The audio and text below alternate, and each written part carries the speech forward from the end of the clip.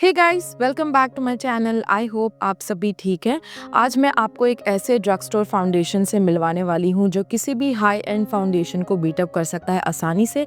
So video में बने रहिए and let's begin. This is Maybelline New York super stay active where 30 our full coverage liquid foundation. MRP is 869 rupees, quantity is 30 ml। मेरे channel पे आपको इसके 24 our वाले version का भी रिव्यू वीडियो मिलेगा, तो उसे चेकआउट जरूर करना।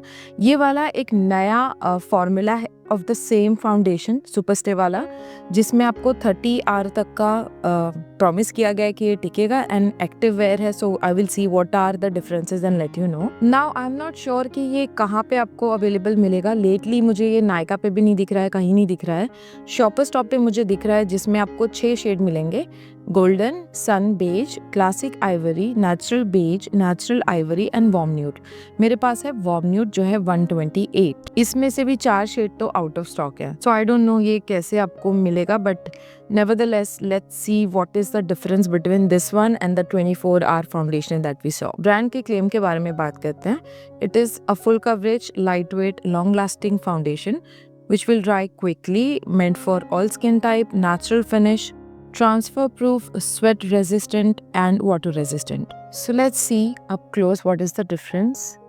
ये है 24 आवर्स वाला एंड ये है 30 आवर्स वाला। अब मैं ये देखना चाहूँगी कि इसके इंग्रेडिएंट्स में क्या डिफरेंस है, बिकॉज ये एक्टिव वेयर है तो मैं सोच रही हूँ कि इसमें इंग्रेडिएंट्स कुछ अलग होने चाहिए।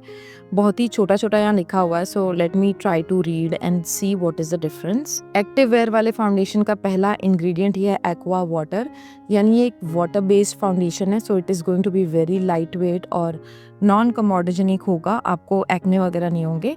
पुराने वाले फॉर्मूला में aqua was there but as a third ingredient, so I think this is what they have changed. इसके अलावा तो इंग्रेडिएंट्स मोर और लेस मुझे सेम ही दिख रहा है। शेड यहाँ पर मेरे पास 24 आवर वाले का अभी मेरे शेड में जो था वो अवेलेबल नहीं। ये डार्क है, ये गोल्डन शेड है। तो मैं एक बार स्वॉच करके ये भी बताऊंगी, क्योंकि आपको नई वाली रेंज में भी अगर शेड देखना है ना, तो शेड इनके सेम ही होते हैं। अगर इसका गोल्डन ये कलर का है तो इसका गोल्डन भी मोस्टली यही शेड का होगा। So I'll swatch that for you. So this is a very matte kind of a foundation जो आप clearly इसमें देख सकते हो। और इसी के पास ये पुराने वाले फॉर्मूला को भी स्वॉच कर लेता है। अभी तक तो लगाने में मुझे सिमिलर लग रहा है। Now because it is going to be a very matte full coverage foundation, I would like to prep my skin with this Color Bar Cellular Dry Oil। काफ़ी हाइड्रेटिंग है ये ड्राई स्किन के लिए। It's very nice and very lightweight। Maybelline का master primer use कर रही हूँ मैं यहाँ पर।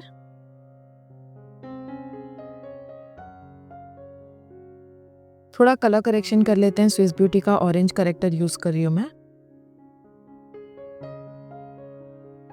Now taking no colour RCMA loose powder, एकदम हल्के से इसको सेट करूंगी। Now let's go in with the foundation, taking a few pumps using the brush. I can already notice some difference between this and the older version.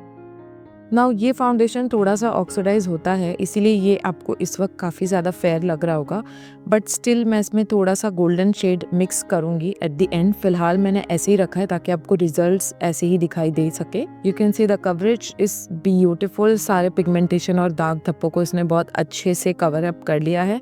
It's a very breathable formula. So let me complete the other side as well using the beauty blender here.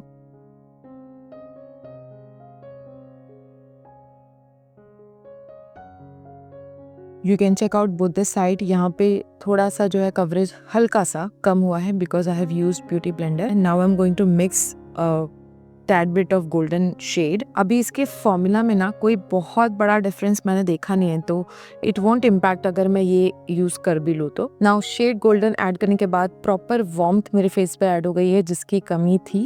एशीनेस वगैरह चली गई, सो it is looking much better.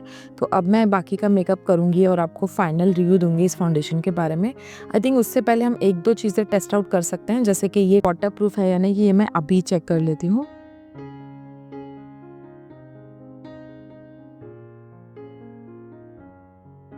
No separation whatsoever. So yes, it is water resistant. Now let me complete my makeup और उसके बाद हम इस foundation के बारे में बात करेंगे। So this is the finish claims के बारे में पहले बात कर लेते हैं। ये फुल कवरेज फाउंडेशन है, यस, बहुत ही लाइट वेट है, लॉन्ग लास्टिंग है, I will agree to that. Quick dry formula है, ये भी मैं अग्री करूंगी। नेचुरल फिनिश देगा, इज़ अप टू यू कैसे आप ब्लेंड करते हो। बहुत कम फाउंडेशन लेके ब्लेंड करोगे तो स्किन लाइक लगेगा, नहीं तो बहुत नेचुरल फिनिश तो इसका नहीं ही है। स्वेट रेजिस्टेंट भी है और वाटर रेजिस्टेंट भी है। Now if you have acne prone skin और ऑयली स्किन और कॉम्बिनेशन स्किन, आपको ये ज़्यादा पसंद आएगा। नॉर्मल स्किन पे भी चल जाएगा, लेकिन ड्राई स्किन वालों के लिए मैं कहूँगी इसे अवॉइड करो। There are other good foundation that you can try. इसका जो ल्यूमी मैट वाला वर्जन है ना, वो आप ट्राई कर सकते हो। न्यूली लॉन्च जो प्रोडक्ट है, बहुत अच्छा लगेगा आपको वो। उस पर भी मैंने चैनल पे रिव्यू बनाया है, उसे देख लीजिएगा। I think it is transfer proof. Let me apply some without any base. So here I have applied, okay. So let's see whether it is transfer proof. And yes, I can see it is completely dry now, और ये transfer भी नहीं हो रहा है। It's a very light weight formula. अब जो पहले वाला फॉर्मूला था और इसमें मैंने जो मेजर डिफरेंस नोट किया है वो है ब्लेंडेबिलिटी का। पुराना फॉर्मूला जो था ना, उसमें आपको ब्लेंडिंग का टाइम बहुत ही कम मिलता था। इसमें भी क्विक ड्राई होता है, लेकिन इसके कंपैरिजन में ये ज़्यादा आपको टाइम देगा कि आप आराम से इसे ब्लेंड कर सको।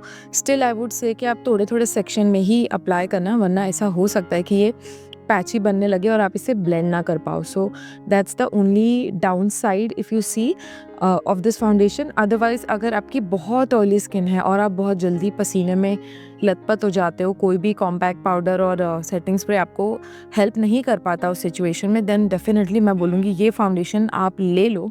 इनफैक्ट इसका ये 24 आवर्स वाला भी बहुत अच्छा है। तो ये फाउंडेशन आपको लॉन्ग लास्टिंग बेस देता है। ऑयली स्किन के लिए it is a must have. आपका अगर फाउंडेशन सेपरेट होने का प्रॉब्लम है, ऑयल की वजह से नाक से हट जाता है, या फिर ऐसी कोई इश्यूज़ है ना स्पेसिफिक, तो ये फाउंडेशन आपको बहुत ज़्यादा पसंद आने वाला है। अब ये एक ऐसा फाउंडेशन है जो वैनिटी में भी आप रख सकते हो। एक बहुत बड़ा डाउन साइड ये है कि इंडिया में बहुत सारे शेड्स इसके अवेलेबल ही नहीं है। आप देखो शॉपर स्टॉप पे खाली 5-6 शेड्स है, वो भी आधे से ज़्यादा आउट ऑफ स्टॉक है। नायका पे कौन से शेड आपको मिलता है वो मैं बोल नहीं सकती।